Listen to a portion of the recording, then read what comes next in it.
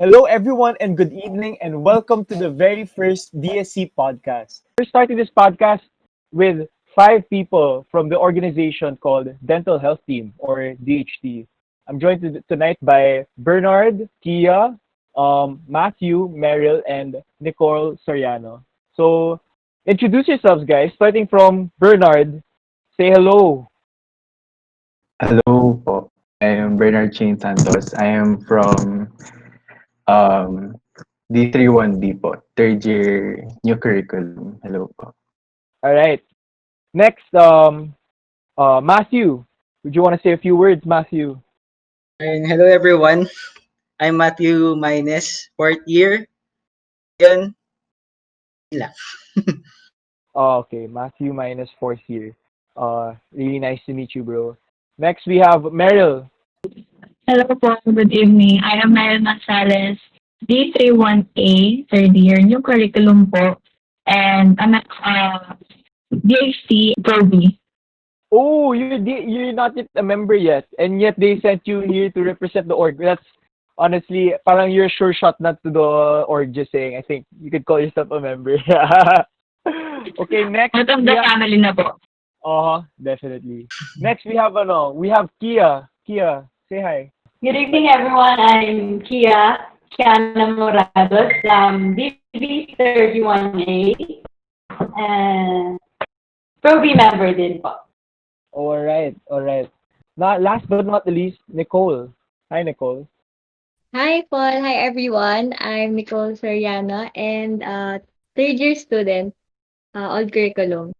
Third year. Oh, okay. My batch. Okay, so anyway, before we start, we just want to put out a disclaimer right there. If in case things aren't clear, especially with the conversations, because of course, we're having some technical difficulties with our very own internet. So please bear with us if you want to stick around and listen to our conversation about the virtue of the month, which is magnanimity. Yes.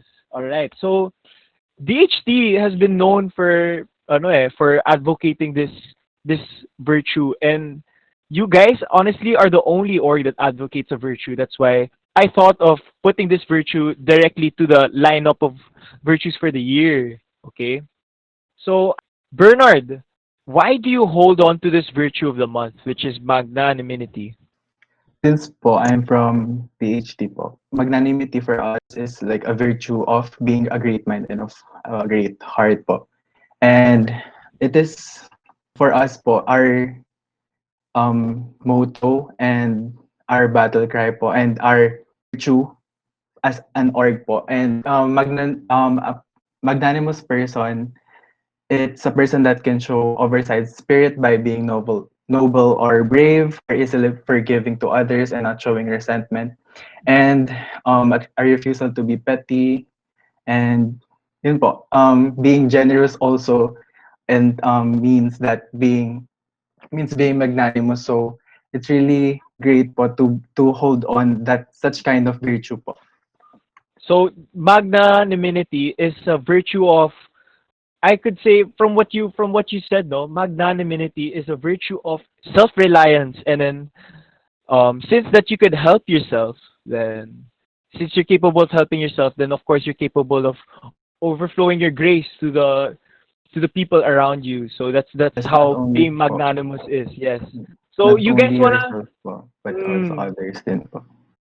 be yourself, but then also to be a companion for others. That's really what I think that's what DHT has been all about. I think that's why your org has been lasting for almost more than 80 years, no? If I'm not mistaken, right? Yes. 80 years ba? Hindi po. Since Oh. 1975 po. Oh, kasi may parang 1975, so may parang batch 80 kayo eh, parang gano'n, 'di ba? Right. Batch 84 kayo, right? Yes, ma'am. I kasi agree. po yung Yeah. application Before po, Okay, every okay, okay. semester po kasi yung application. Oo nga pala. Kumusta applications nga pala so far? Yeah, how is it? Okay naman. Okay naman. So, start lang po ng application period namin, and okay naman po, sobrang masaya, and also may mga bagong mga interactions with the applicants. So very entertaining, and sobrang happy kasi lumalaki rin po yung family. Yeah, it's so nice to of you to hear that, since you guys are the pinaka pioneers of applicants who are doing the process online. Grabe. Parang kayo parang kayo nagwo-work para sa embassy, parang ganun. Parang nagpo-paperwork kayo para sa embassy, para pupunta na kayo sa ibang bansa parang ganun no. Pero I'm really glad that you guys are having fun with the applications. And dentistry shouldn't be all the more always serious and always, always all work, There has to be ways of finding fun. And you can also be magnanimous while having fun. Am I correct, guys? Yeah. Yes. Yes, Yes, yes. tamang-tama. Yeah. So, what are your experiences with this virtue, guys? With being magnanimous, Since you guys are being told to be magnanimous, I'm sure you've become magnanimous. Like, you've experienced practicing this virtue. Oh, so how is it so far? How is it so far with this experience? So for me kasi regarding sa experience ko po dito sa virtue, which is magnanimity, I believe naman kasi na all of us possess this kind of virtue. Kasi 'di ba, especially sa course natin, hindi talaga siya madali So before we undergo clinical practice, we overcome challenges na sometimes or most of the time break us. 'Di ba? Kasi nakaka-depress naman din talaga madalas or minsan ang dentistry. Yes. So, yun. So, this virtue, kasama ng mga ibang teachings namin na natutunan sa org, sa DHT, tinulungan kami nito mag-cope up sa mga failures and laban lang. Yun, because of magnanimity, we always stood up to challenges and refused to give up. And because of magnanimity, there's a certain standard that you guys hold up to, no? You not only finish the task, but finish the task with, boom, okay, someone left, okay. You finish the task with really high standards, really like a gold standard. Something not only is just pasado lamang, but it's something that is really fulfilling that even the patients would also appreciate, right? Yes. And also, sa magnanimity din, di ba, we talk about having a great heart and a noble mind. And I think na many people think na wala silang magnanimity sa kanila. But the truth is, hindi nila napapansin na they're acting the magnanimity itself. So like, it is not just like a word na great heart for just limited persons lang. It is done by everyone. Kasi it means na you take delight in helping other people. And I think almost lahat naman ng tao is ginagawa yan sa mga friends, sa mga kakilala mo na nangangailangan ng tulong. So I think na this is not just something para lang sa amin, it's para lang sa org, but everyone can apply this to their lives. So. Okay, all right. That's so cool. It's so nice to hear that this virtue is being practiced by a lot of people, not only the people within your org, but then also it's seen also in other people naman talaga So this virtue is not only it's not patented, guys. Oh, hindi lang yung org na kung it's nice. It's really nice to know that other people can practice this talaga. That's why I brought this virtue to light to the student body. And also thank you so much, DSC. Yeah, no problem. Of course, give credit to who's due. You guys started it, and then we're just helping you guys. We're trying to supplement it. So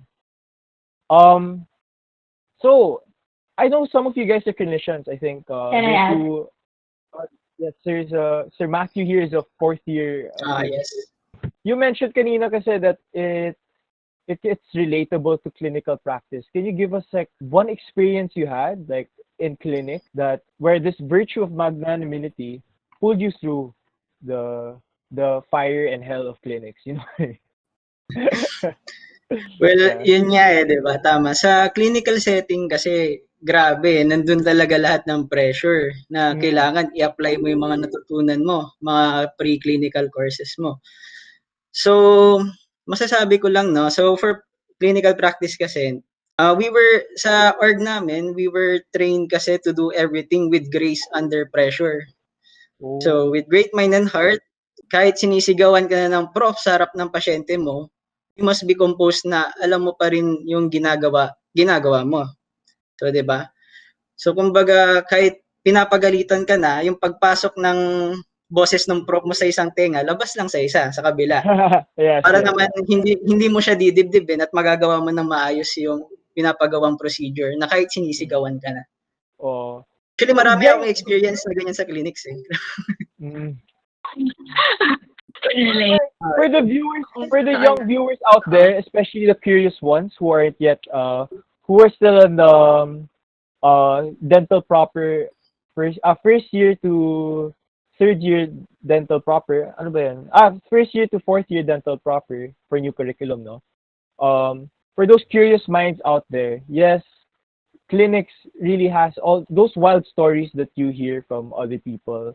They do happen, and it happens commonly. That's why these virtues are kept in mind, should be kept in mind when you are going through that.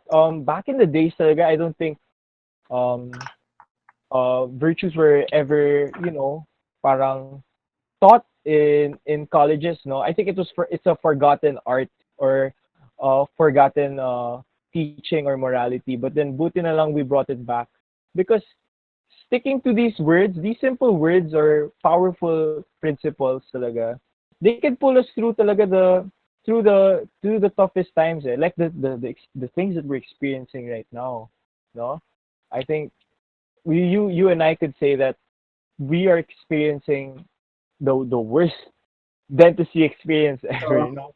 Yeah, because in the first place we're not gaining experience, but yet we are still pushing through with magnanimity and grace. I think all of you guys should also be doing the same. All of you viewers, no.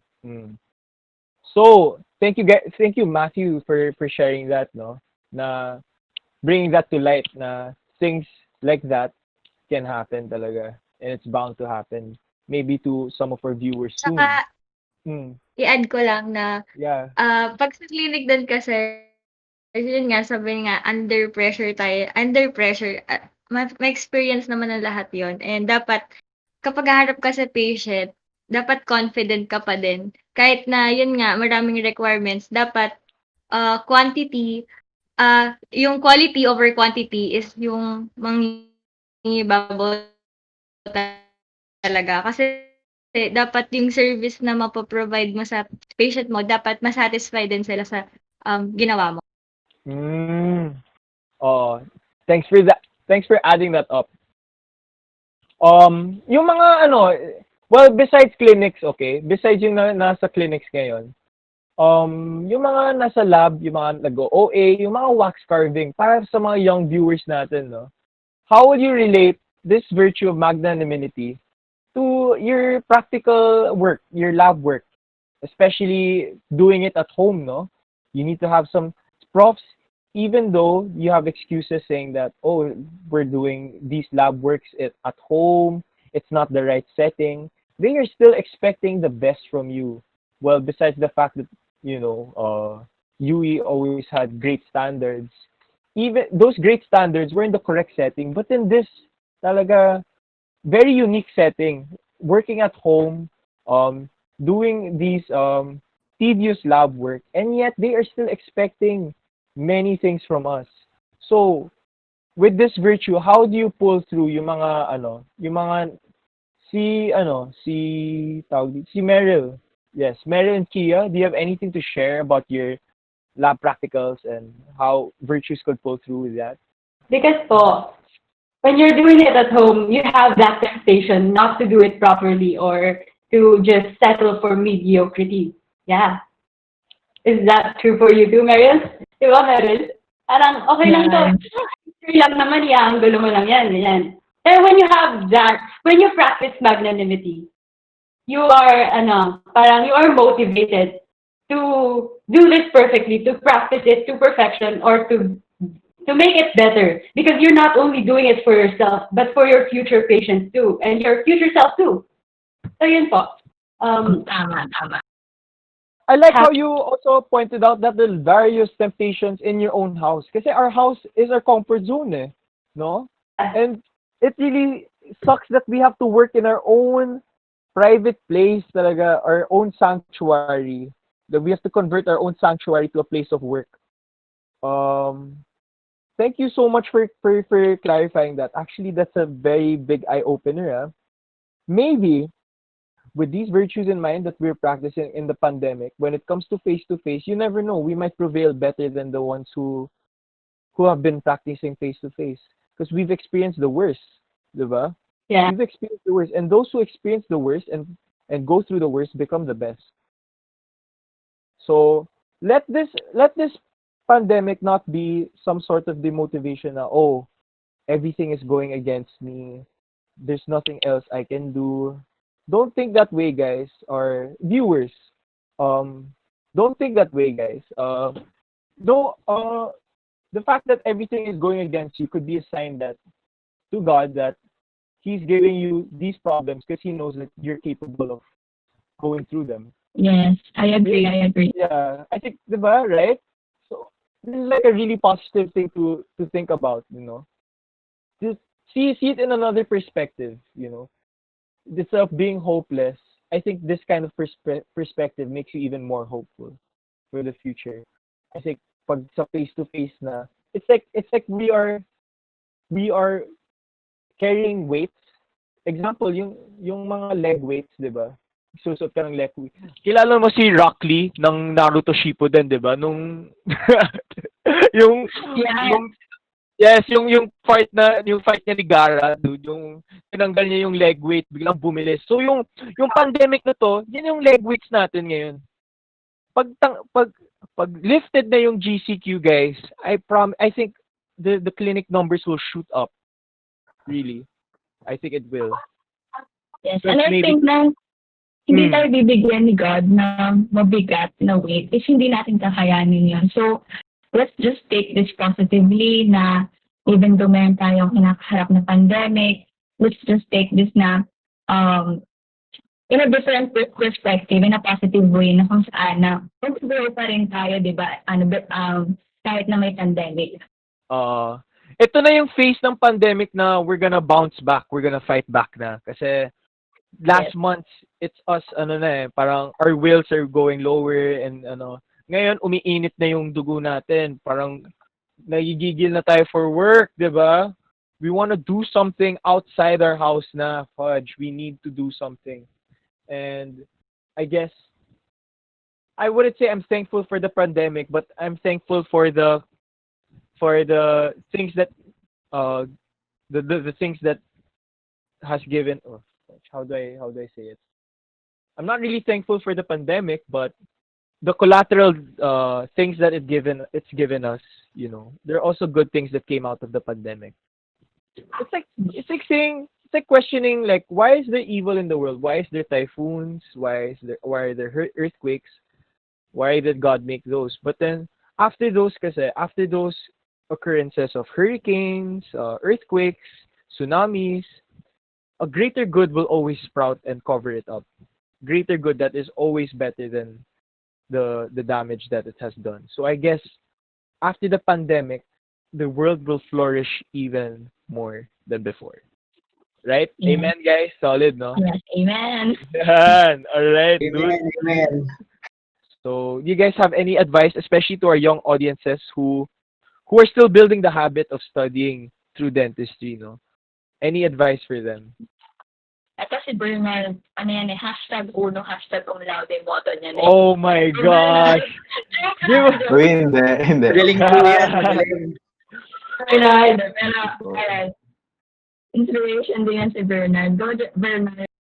Yeah, Bernard, what's your style? What's your style? Po, in terms of studying po, Yeah, it's better to study smart than to study hard. Kasi po, parang, for me, parang you have to learn to understand your study habits and, what really works out for you. Kung ano yung best way na effectively ka makakapag-learn. Ganun po. You really have to discover yourself. Kunwari, you're a visual learner. You learn you learn po by images, through images, or you're a book smart type of student na natututo sa pagbabasa ng books, ganun. And yun po, you have to just ano, know yourself, know your study habits, and yung major factor din po is yung motivation. Don't lose motivation na hirap-hirap ng ang hirap ng subject ko, like ang hirap magpa-test ng prof, like don't worry about something na you cannot control, di ba? Kasi di mo na Oo. makakontrol Yes. kung Tama. ano yung ipapatest ng prof mo, kung gaano kahirap yung test mo. So, yung makakontrol mo lang is yung sarili mo, how you study, how you prepare for the exams. So, yun lang po. Be Yeah. prepared, That's be motivated po. I think that's really good tips. I mean, I've people have probably heard the control tip many times, but it's very good. It's really nice to be reminded all the time that control only the things that you can control, the things that you can reach lang. No? I think that's also the things that really tenses up the people in dentistry. They think they have control of uh of actually kasi in clinics, guys, parang when it's so hard to control the patient, eh, di ba? Yung mga, di ba? The dentistry is Totoo. also out of ano rin eh, out of pure luck yan eh, no? Yes. I agree, grabe. Kahit May sa- gaano ka ka-prepared, pero kung malas ka talaga, wala eh. Oh, dude. Hindi ka uusad eh. Yeah, that we also need I think the people skills is also a bundle with magnanimity. Oh. Wait, let's go back to the study Yeah. habits of Bernard. I really like what he said, especially about about knowing your own self. So, I think what he has achieved is not only great studying tactics, but also he has achieved knowing his own character. And character is really something that makes us all unique from each other. That's why Bernard studies that way because he's discovered his own way, his own character, and through virtues is where you can see the best character, the best version of you. Right, guys? Yes, right. Amen. Mm. Buti na lang I chose you guys. Um, you guys may be the ordinary students, but then the things that you're sharing talaga are really extraordinary talaga. You're the type of people that I really look after, look out for these podcasts. For those viewers who wanna join our podcast, just hit us up.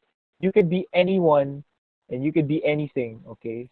You don't have to be the president of this, a part of this, or or achievement of this.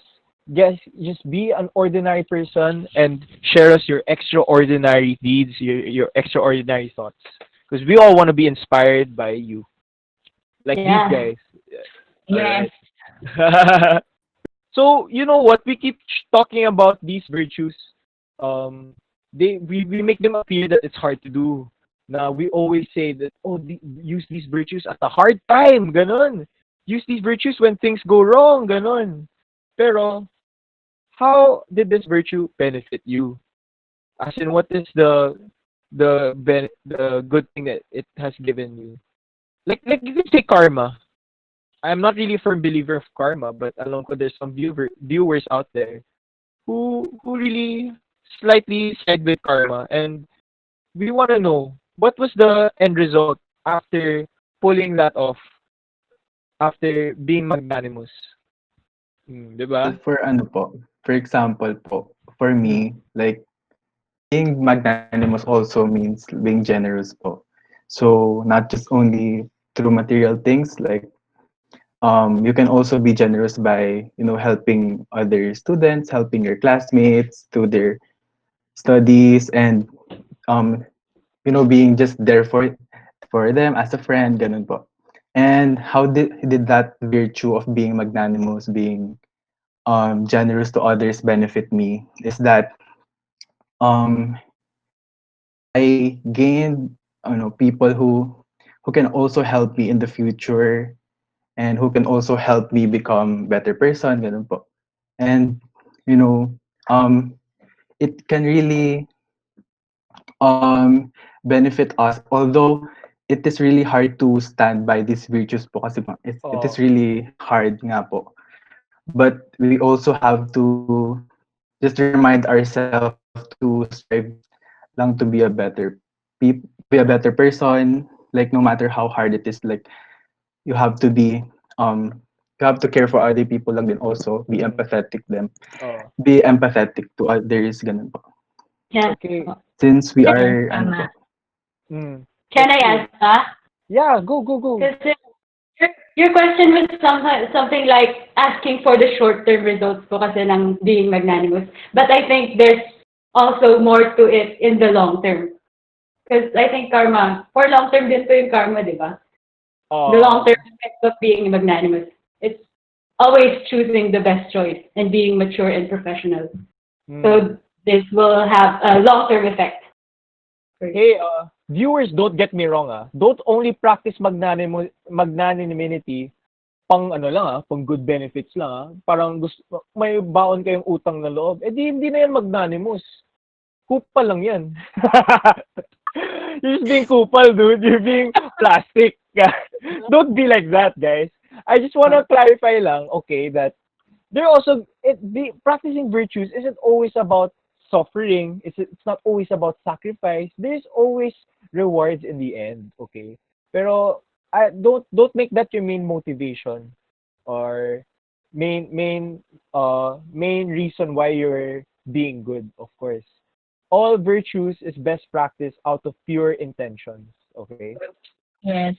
It's just that And I also think, oh, I also think na, di ba, being magnanimous is something na you're being great of mind and heart. If pinractice mo yung pagiging great of mind and heart, then most probably, yung balik sa'yo is something din na magiging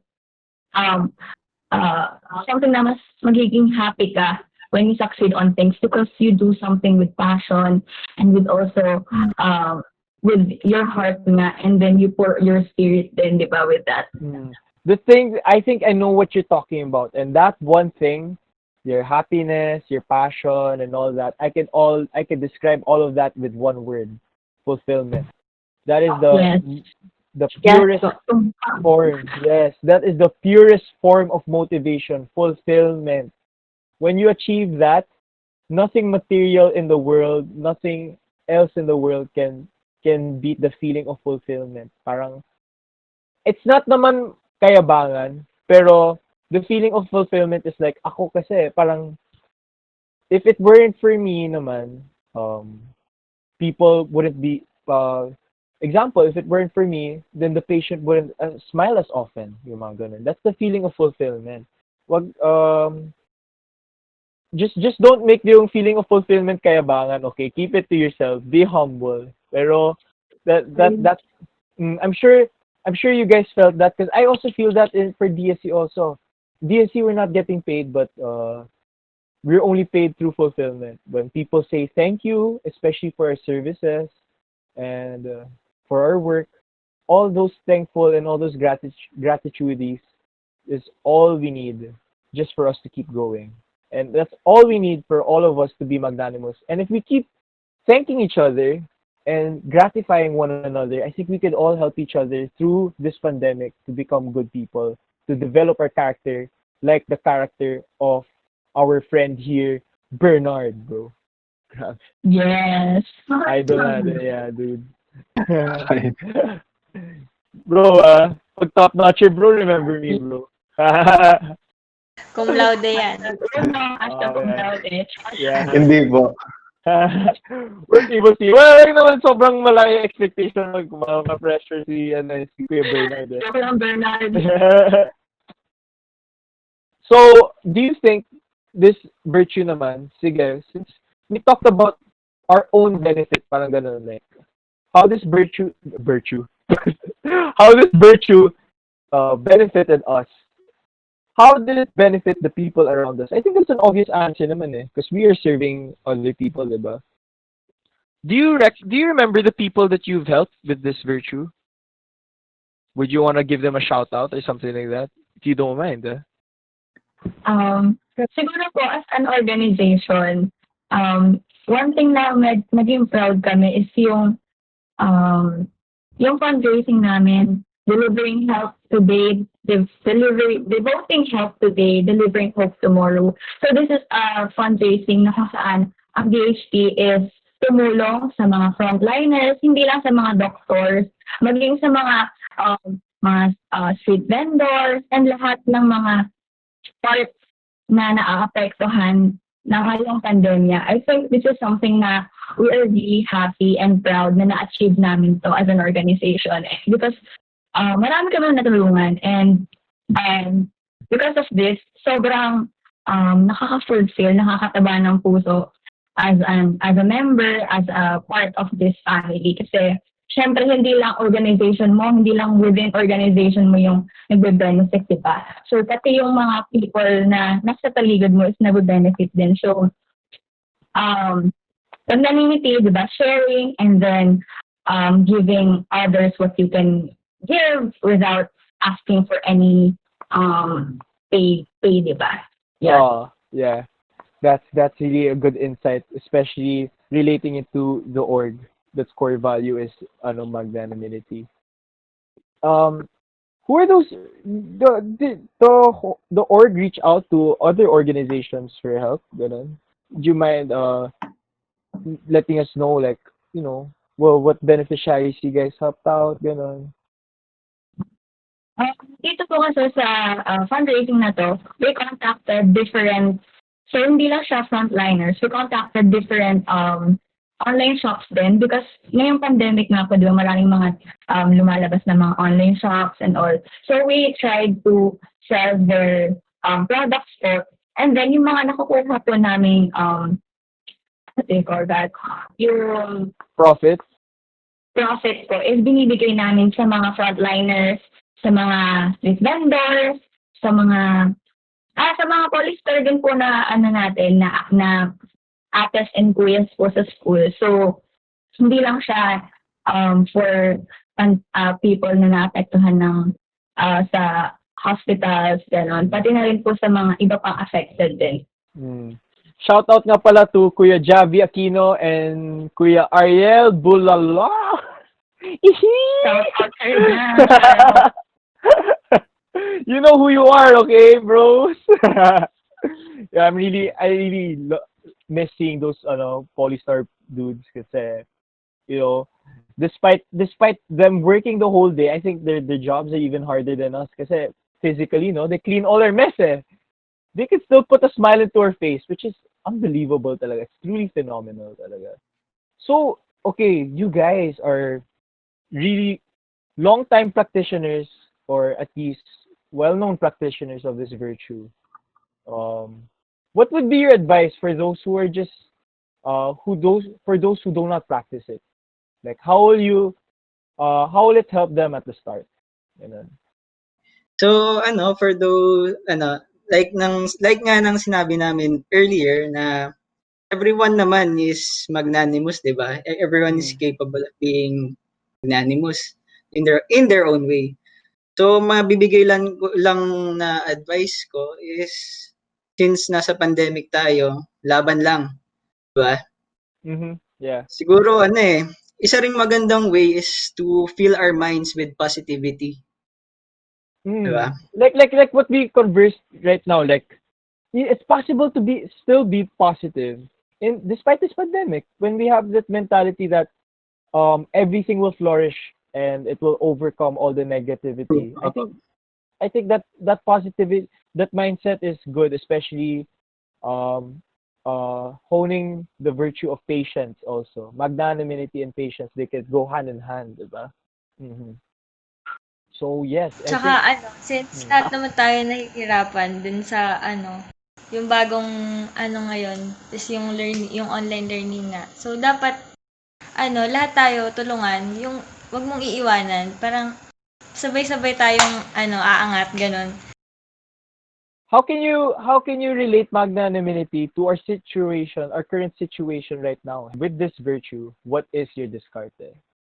Yan po. Ako po pwede sumagot. Go! Why not? Sabi ko nga po, magnanimity, greatest-minded heart. You're always trying to make the right choice or the best choice in your situation. So, example, for this coming Hell Week, the best choice, maybe, at least for me, is not to procrastinate. Yun po. Agree.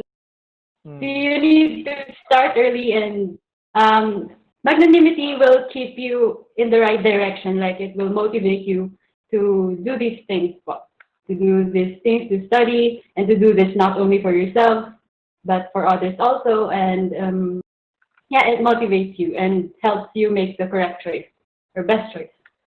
Yes, dagdag ko lang din po, di ba? When you say, kasi, di ba, it's a virtue of having a great mind and heart. So, if you have that great mind and heart, then we can say na hindi lang average yung goal mo. So, when we say we are magnanimous, you should, parang patataasin mo yung standards mo so that ikaw din, yung magiging result or magiging outcome ng lahat ng mga pinaghirapan mo is something na hindi lang mediocre, hindi lang pwede na to, hindi lang dress, ganun, di ba? Alright. So, last question, guys, before we end this beautiful podcast that we had tonight.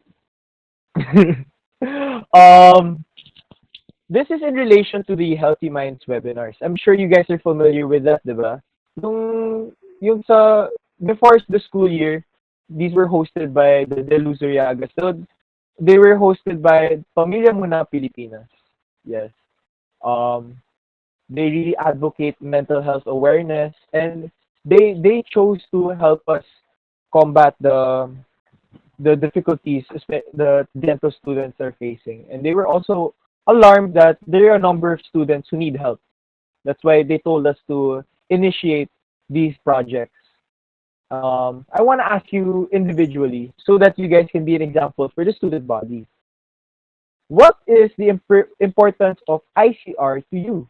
So ICR stands for identity, capability, and relationship. If these three are very what's this? Are very well developed, or let's say you have a strong foundation for these three, then I think mental health wouldn't be such a problem to you guys. So let's start with Bernard. So what is the importance of ICR to you, bro? For me po, it is really important nowadays since yung situation nga natin po, it's we have a pandemic, and it's really hard to be isolated and to be away from your friends, those people that support you. And it's really important to to go back to yourself and ask your identity. And because your identity, it defines not just who you are, but it defines what you learn, what you teach, what you think, what you say, what you value, what you do, and how you live.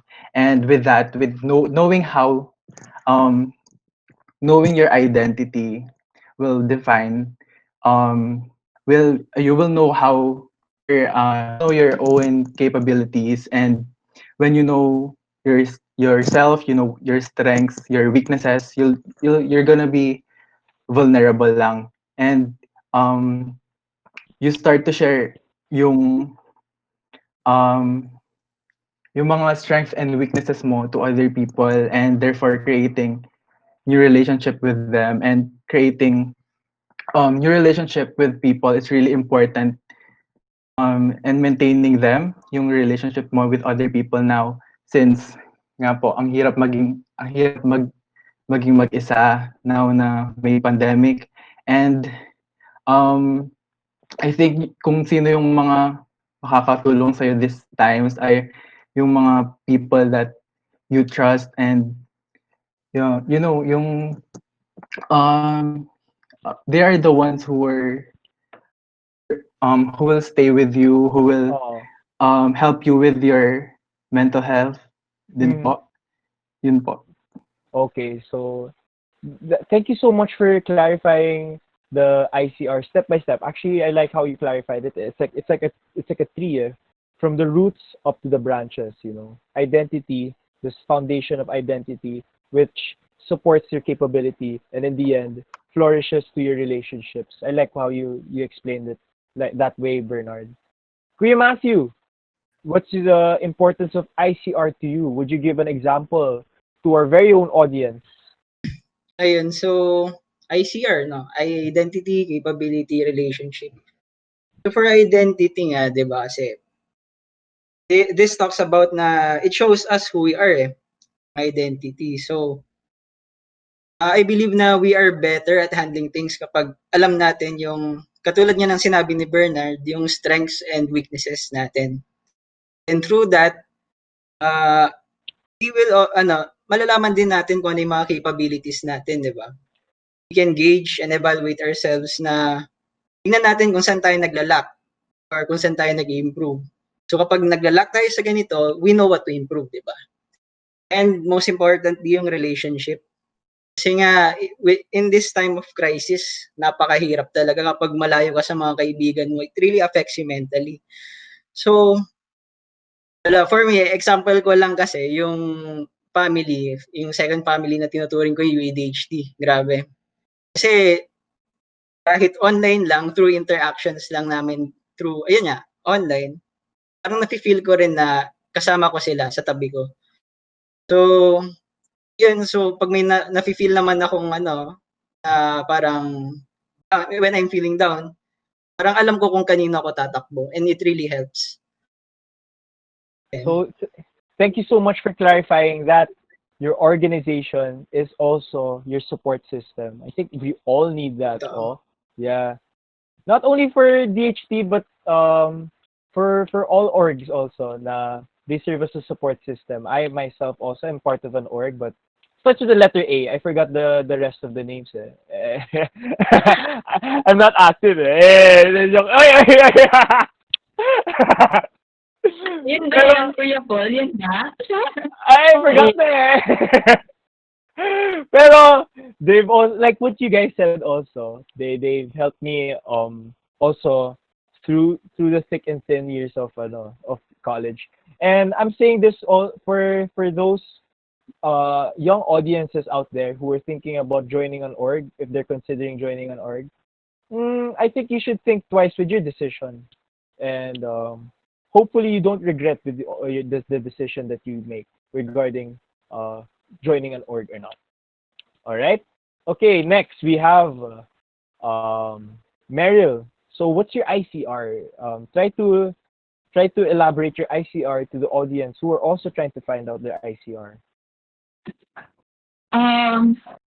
For me po, yung importance ng ICR, identity, capability, and relationship. Identity is very important and very hard din to identify. Kasi diba, meron din tayong tinatawag na identity crisis. So, sa tingin ko po, based sa mga tinuturo ng mga prof before, ng mga philosophy class and then other class din po, talagang this is something na it is not easy to identify na. And it's okay if nahihirapan tayo kung intindihin kung sino ba tayo.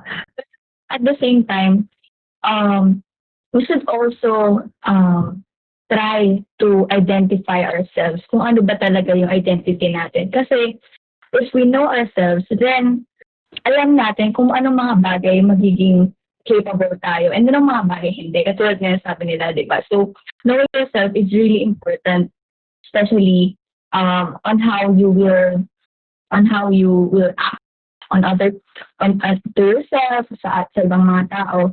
And if you know yourself, yung relationship mo sa ibang mga tao is hindi rin, kumbaga, matitibag. Kasi ikaw sa sarili mo, kilala mo na yung sarili mo eh. Hindi ka na mahihirapan na parang, kasi di ba minsan, mahirap din na sa relationship, friendship, mga ganon, mahirap din makikaroon ng relationship sa ibang tao. If ikaw din, nahihirapan kang intindihin yung sarili mo, di ba? Yes. So, yes.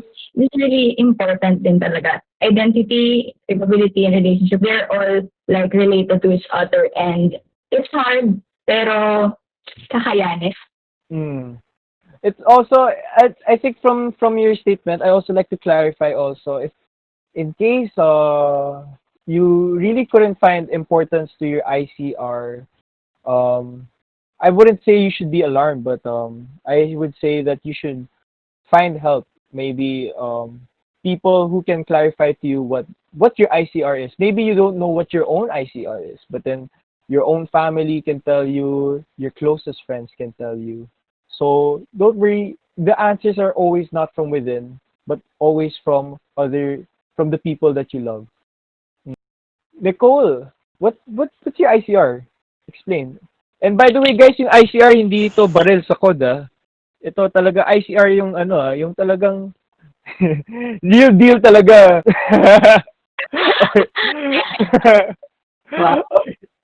So what's ICR to you? Okay, gaya nga nung nasabi nila na yung identity, manggagaling yun sa sarili mo. So, dapat, kilala mo yung sarili mo bago mo parang i-share yung kung anong meron ka sa ibang tao. Bali, hindi mo kailangan na persahin yung ibang tao na gawin to kung ano ka. Hindi mo dapat i-push yun, ipagpilitan sa iba na kung ano yung meron kang capabilities na wala sa iba. Syempre, magtutulungan. Doon nabubuo yung relationship. Doon nabubuo yung relation sa mga by friends, yun nga, sabay yung organization. Lahat yun, magiging parang as one. Yung ICR na yun, as one na yun. Bali, sila yung magiging parang guide mo para maging successful kayo. Yung kumbaga magtutulungan talaga. As in, walang may iiwanan, ganon. Mm-hmm. See, so ICR can be found from within and from an org. That is it, guys. That is the end of the podcast. We really hope that you like the podcast and the things that were discussed for the virtue of the month, which is magnanimity. I really hope that you guys learned a thing or two from these ordinary people who share their extraordinary experiences. If you like that video, don't forget to click the like button and also subscribe to our channel. And also, don't forget to click the notification bell down below so that you won't miss out on any of the podcasts that we will be releasing every end of the month. If you're watching this on Facebook, don't forget to like and share this video to your friends and those who really need it. I'm Raagas, the host of this podcast series, and I hope to see you again next month.